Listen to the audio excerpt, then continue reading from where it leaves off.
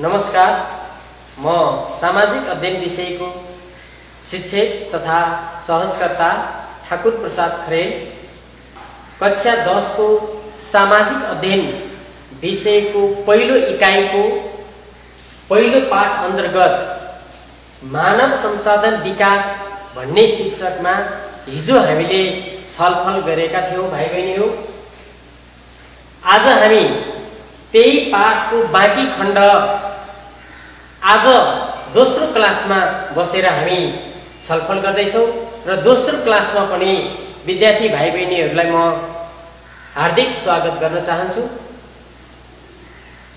हिजो हामीले मानव संसाधन विकासको पाठ अन्तर्गत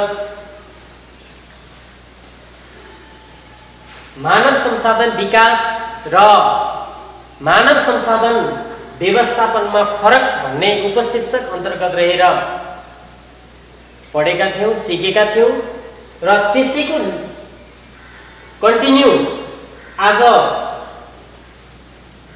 हामी मानव संसाधन विकासको प्रक्रिया उपशीर्षकमा छलफलको सुरुवात गर्न गइरहेका छौं। भाइ बहिनीहरु, मानव संसाधन विकास गर्ने भनेर मात्र हुँदैन, यसको लागि पनि निश्चित प्रोसिडियरहरू हुन्छन्, निश्चित चरणहरू हुन्छन्।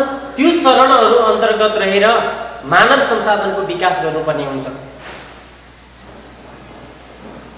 मानव संसाधन विकासको प्रक्रिया अन्तर्गत भाइ बहिनीहरु सबभन्दा पहिलो चरण भनेको जनशक्ति योजनाको प्रारूप तयारी गर्नु हो। देशमा वा कुनै पनि संघ संस्थामा कस्तो खालको जनशक्ति आवश्यक परेको हो त्यसको हामीले एउटा प्रारूप तयार पार्नुपर्छ, खाका तयार पार्नुपर्छ। त्यो तयार पारिसकेपछि मात्रै हामी दोस्रो स्टेपमा प्रवेश गर्न सक्छौं। त्यसैले आवश्यक पर्ने जनशक्तिको प्रारूप तयारी नै यसको पहिलो चरण भयो। भाइ बहिनीहरु, दोस्रो चरणमा वर्तमान जनशक्तिको विश्लेषण गर्नुपर्दछ।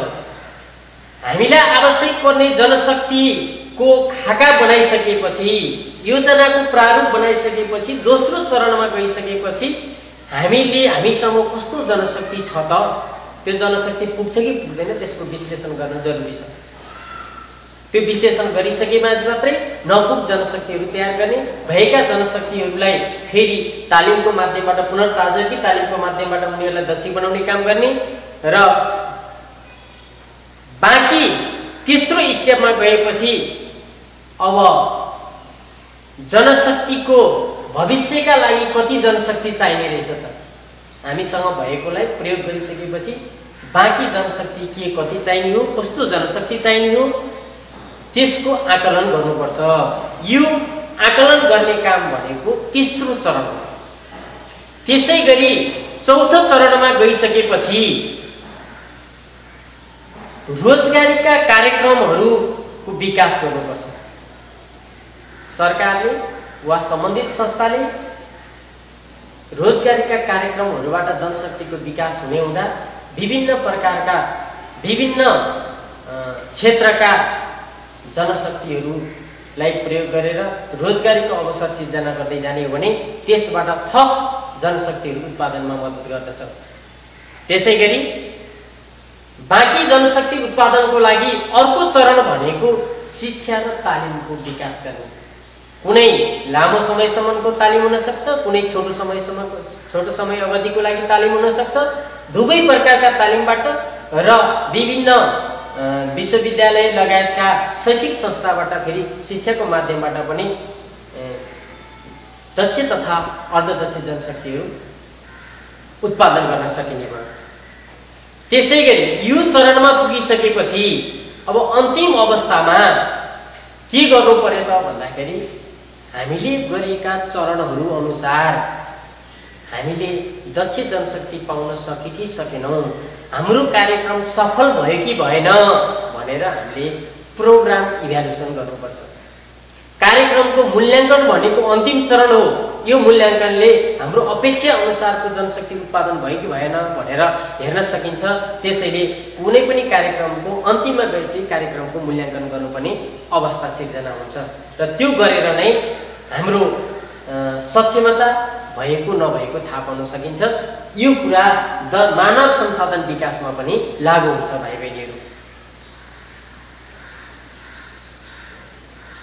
यसको साथसाथै दोस्रो हाम्रो टपिक भनेको मानव संसाधन विकासको आवश्यकता र मानव संसाधन विकासको महत्त्व भन्ने दोस्रो टपिकमा हामी छलफल गर्दैछौँ भाइ बहिनीहरू।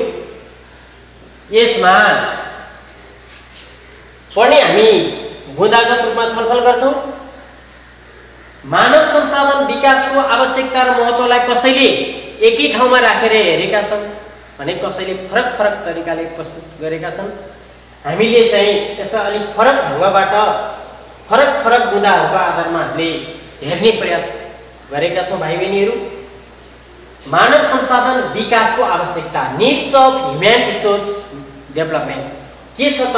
किन मानव संसाधन विकासको आवश्यकता पर्यो त भन्दा पहिलो बुँदामा योजनाका आधारमा जनशक्ति माग तथा नियुक्त गर्न। हामीले जनशक्ति व्यवस्थापनको लागि विकासको लागि योजना बनाउँछौँ। त्यो योजनाको आधारमा जनशक्ति माग गर्नुपर्ने हुन्छ, नियुक्ति गर्नुपर्ने हुन्छ। त्यो आवश्यक जनशक्ति माग तथा नियुक्ति गर्नको लागि मानव संसाधन विकासको आवश्यकता पर्दछ। त्यसै गरी आवश्यकताका आधारमा जनशक्तिको अभाव पूरा गर्ने र बढी भएका जनशक्तिको व्यवस्थापन गर्न। कहिलेकाहीँ कुनै संस्थालाई वा राज्यलाई जनशक्ति बढी पनि हुन सक्दछ, साथसाथै कहिले अपुग पनि हुन सक्छ। अपुग भएको बेलामा पूरा गर्ने, बढी भएको ठाउँमा त्यसलाई उचित तरिकाले त्यसको व्यवस्थापन गर्न पनि मानव संसाधन विकासको आवश्यकता पर्दछ। तेस्रो नम्बरमा श्रमको लागत विश्लेषण गरी सङ्गठनमा कामदार घटाउन वा बढाउन। हामीलाई कुनै पनि कार्यक्रम सफल भयो कि भएन वा फाइदामा गयो कि गएन भनेर हेर्नको लागि लागत विश्लेषण गर्नुपर्छ। धेरै लागत गर्ने, लागत बढी हुने तर उत्पादन कमी भयो भने त्यो कार्यक्रम सफल हुँदैन, त्यो संस्था सफल हुँदैन। त्यसैले लागत विश्लेषणको आधारमा हामीले के गर्नुपर्छ? श्रमिकहरूको सङ्ख्या बढाउने वा घटाउने गर्नुपर्छ। चौथो नम्बरमा दक्ष र विज्ञ कामदारहरूको पर्याप्तता तथा सम्भावना पत्ता लगाउनु। हामीसँग कति दक्ष कामदारहरू छन्, कति विज्ञ कामदारहरू छन्, तिनीहरू पर्याप्त मात्रामा छ छैनन् वा त्यसको तिनीहरूको उत्पादन गर्ने सम्भावना कतिको छ त्यो पत्ता लगाउन पनि हामीले मानव संसाधन विकासको आवश्यकता पर्दछ। त्यसै गरी काममा विविधता ल्याउन र आवश्यक पर्ने तथा बजारमा पाइने जनशक्तिको आकलन गर्न। हामीसँग हाम्रो संस्थालाई काम गर्नको लागि विविध प्रकारका जनशक्तिहरू आवश्यक पर्दछन्। एउटै जनशक्तिले सबै काम गर्न सक्दैन। त्यसैले काममा विविधता ल्याएर हामीले बजारमा पाइने जनशक्ति कस्ता छन् त, पर्याप्त छ कि छैन, पुग्छ पुग्दैन भनेर हेर्नको लागि पनि मानव संसाधन विकासको आवश्यकता पर्दछ। अर्को 6औं नम्बरमा गएपछि मानव जनशक्तिको उचित व्यवस्थापन गरी उत्पादन र सेवा बढाउन। थोरै जनशक्तिबाट धेरै सेवा लिनुपर्छ, उनीहरूको क्षमता अभिवृद्धि गर्नुपर्छ, उत्पादन बढाउनुपर्छ, उनीहरूबाट बढीभन्दा बढी सेवा लिनुपर्छ। त्यसैले उपलब्ध जनशक्तिलाई उचित व्यवस्थापन गर्न पनि मानव संसाधन विकासको आवश्यकता पर्दछ भाइ बहिनीहरू। अब हामी मानव संसाधन विकासको आवश्यकताका बुँदाहरूमा छलफल गरिसकेपछि हामी अर्को उपशीर्षक अन्तर्गत मानव संसाधन विकासको महत्त्व शीर्षकमा हामी छलफल गर्न जाँदैछौँ। कसैले आवश्यकता र महत्त्व एकै ठाउँमा राखेर हेरे पनि दुईटै अलिक फरक कुराहरू हुन्। त्यसैले यसले हामीलाई के फाइदा दिन्छ त, के सहयोग पुग्दछ भन्ने कुराहरू नै यसको महत्त्वहरू हो। त्यसैले संस्थाको उद्देश्य अनुसारको सक्षम जनशक्ति प्राप्त हुन्छ। मानव संसाधन विकासले हामीलाई चाहिने सक्षम जनशक्तिहरू प्राप्त गर्न सहयोग पुर्याउँछ। यो नै पहिलो फाइदा तथा महत्त्व हो। त्यस्तै गरी जनशक्ति नियुक्त गर्न र तिनको उपयोग गर्न सहयोग हुन्छ। कुनै पनि संस्थालाई वा राज्यलाई जनशक्ति नियुक्ति गर्न र त्यसको भरपूर मात्रामा त्यसलाई प्रयोगमा ल्याउनको लागि मानव संसाधन विकासले सहयोग पुर्याउँछ। तेस्रो नम्बरमा श्रमिकको कार्यदक्षता, श्रमिकको सिप र प्रविधिको विकास गरी संस्थाको सुधार गर्न पनि मानव संसाधन विकासले सहयोग पुर्याउँछ। त्यस्तै योजना बनाउन, संगठनलाई सुदृढ गर्न, नीति निर्माण गर्न, आपसी सहयोग र सरसल्लाह लिनको लागि पनि मानव संसाधन विकासले सहयोग पुर्याउँछ। भाइ बहिनीहरू, भविष्यको लागि दक्ष जनशक्तिको खोज तथा सहभागिताको खाका कोर्न सहयोग पुर्याउँछ। भविष्यमा नेपाललाई वा कुनै पनि संस्थालाई कस्तो जनशक्ति चाहिने हो त, त्यो पर्याप्त छ कि छैन, त्यसको विकास कसरी गर्ने भन्ने कुरा सहयोग पुर्याउँछ मानव संसाधनको विकासले। साथै जनशक्ति र संगठन दुवैलाई उत्प्रेरणा पैदा हुन्छ। कामलाई सजिलै सम्पन्न गर्नको लागि उत्प्रेरणाको आवश्यकता पर्ने हुनाले यसले संगठन र जनशक्ति दुवैलाई उत्प्रेरणा प्रदान गर्दछ। त्यस्तै गरी कुनै पनि संस्थाको कामदारको सुपरिवेक्षण गर्न, नेतृत्व विकास गर्न पनि यसले मानव संसाधन विकासले सहयोग पुर्याउँदछ। समयको सदुपयोग, पुँजी परिचालन, ऊर्जा व्यवस्थापन भई अपेक्षित उपलब्धि हासिल हुन्छ। कुनै पनि संस्थाको समयको यसले राम्रो व्यवस्थापनमा सहयोग पुर्याउँछ, पुँजीलाई सही तरिकाले परिचालन गर्न मद्दत पुर्याउँछ, साथसाथै ऊर्जालाई सही तरिकाले व्यवस्थापन गरेर संस्थाले राखेका अपेक्षित उपलब्धिहरूलाई सजिलै हासिल गर्नको लागि पनि ह्युमन रिसोर्स डेभलपमेन्टले सहयोग पुर्याउँदछ। अबको हाम्रो अर्को उपशीर्षक भनेको भाइ बहिनीहरू मानव स्रोत विकासको चुनौती र समाधानका उपायहरू। मानव संसाधन विकासको चुनौती र समाधानका उपायहरू के छन् त? संसाधन विकासको चुनौती। विद्यार्थी भाइ बहिनीहरू, हामीले मानव संसाधन विकास अन्तर्गत एउटा अर्को उपशीर्षकमा छलफल गर्न गइरहेका छौँ, जसको उपशीर्षक छ नेपालमा मानव संसाधन विकासको चुनौती र यसका सामनाका उपायहरू। हामीले आफ्नो देशसँग जोडेर हेर्नुपर्दछ। नेपालमा मानव संसाधन विकासका चुनौतीहरूलाई मैले समग्रमा 7 वटा बुँदामा केन्द्रित गरेको छु। भाइ बहिनीहरू, यो भन्दा पनि बाँकी अरू पनि हुन सक्दछन्। भाइ बहिनीहरूले पाठ्यपुस्तक लगायत अन्य सन्दर्भ सामग्रीहरूबाट खोजेर यसमा अझै थप गरेर लेख्न र अध्ययन गर्न पनि सक्दछौँ। जस अन्तर्गत रहेको छ सक्षम र दक्ष जनशक्तिको कमी। अहिलेको विश्वमा हाम्रो देशले उत्पादन गरेका जनशक्तिले अन्तर्राष्ट्रिय क्षेत्रमा पनि प्रतिस्पर्धा गर्न सक्नुपर्छ र राष्ट्रिय क्षेत्रमा पनि प्रतिस्पर्धा गर्न सक्नुपर्छ। त्यस्तो खालको सक्षम र दक्ष जनशक्ति हाम्रो देशमा उत्पादन हुन सकेको छैन, भएको पनि एकदमै कम मात्रामा छ, जसले गर्दा राष्ट्रिय तथा अन्तर्राष्ट्रिय क्षेत्रमा हाम्रो प्रतिस्पर्धामा कमी भएको देखिन्छ। र यसको समाधानको उपाय, सामनाको उपाय के छ त भन्दाखेरि अब राष्ट्रले एउटा जनशक्ति सम्बन्धी एउटा स्पष्ट नीति तथा कार्यक्रमहरू लिएर आएर राष्ट्रिय तथा अन्तर्राष्ट्रिय क्षेत्रमा उत्पादन हुन सक्ने खालको जनशक्तिहरू तयार बनाउने काम गर्नुपर्दछ। त्यो प्रक्रियामा अविलम्ब अब राज्य लाग्नुपर्दछ। नम्बर 2 मा दक्ष जनशक्तिको वैदेशिक पलायन। हामीसँग भएका दक्ष तथा अर्धदक्ष जनशक्तिहरू विभिन्न बहानामा रोजगारीको सिलसिलामा होस् वा व्यापारको सिलसिलामा होस् वा घुमघामको सिलसिलामा होस्, जनशक्तिहरू विदेशमा पलायन भइरहेका छन्। अब त्यसलाई रोक्न नसक्नु अर्को एउटा च्यालेन्जेस हो। त्यसैले हामीले त्यस्तो चुनौतीको सामना गर्नको लागि अब देशभित्रै रोजगारीका अवसरहरू सिर्जना गरेर उनीहरूलाई नै यही काम गरेर बस्ने वातावरण बनाउनु राज्यको अर्को दायित्व हुन्छ।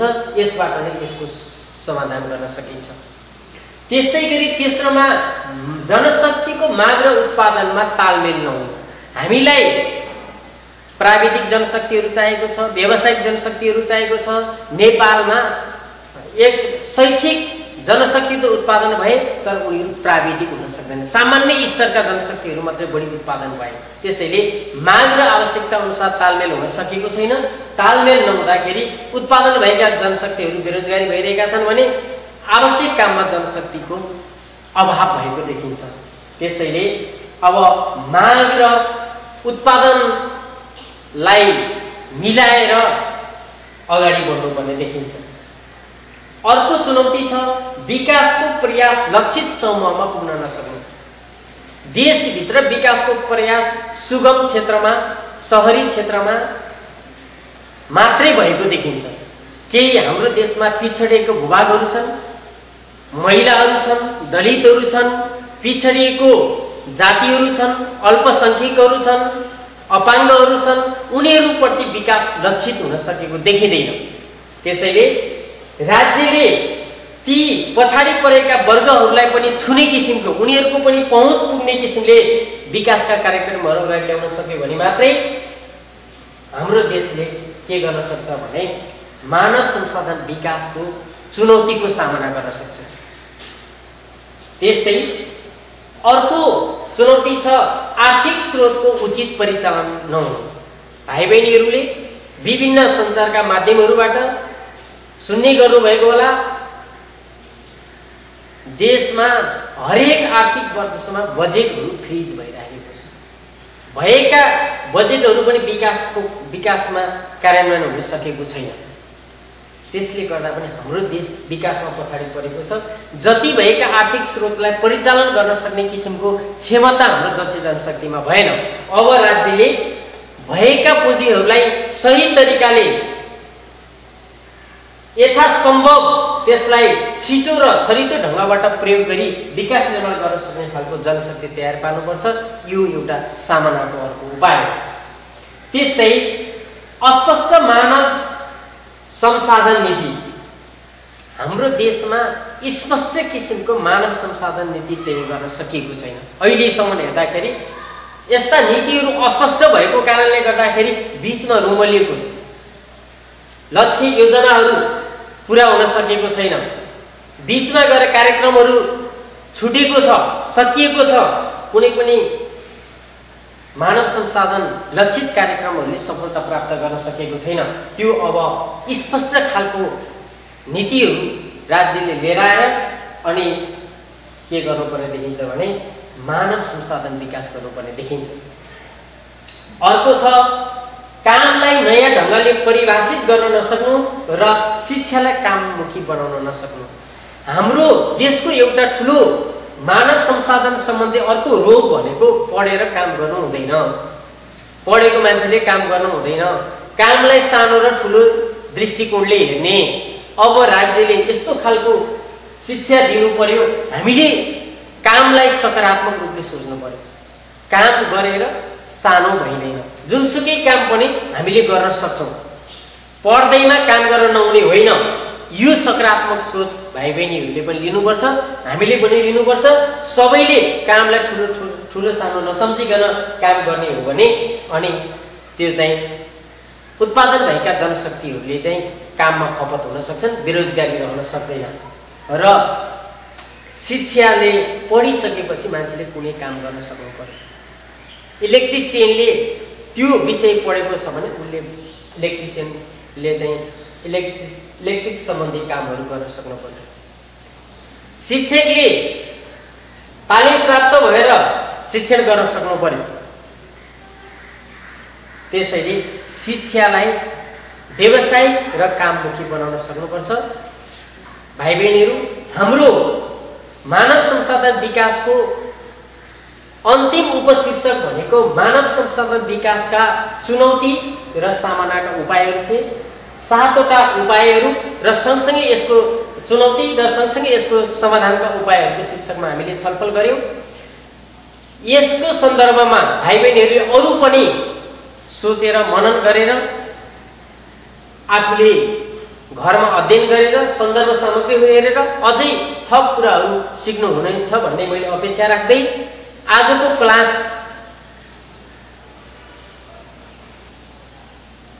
किताबमा भएको बुकमा भएको क्रियाकलाप अन्तर्गत रहेर एउटा विद्यालयमा मानव संसाधन विकास भन्ने शीर्षकमा एउटा छोटो लेख लेखेर ल्याउन आग्रह गर्दै आजको क्लासबाट म बिदा हुन्छु।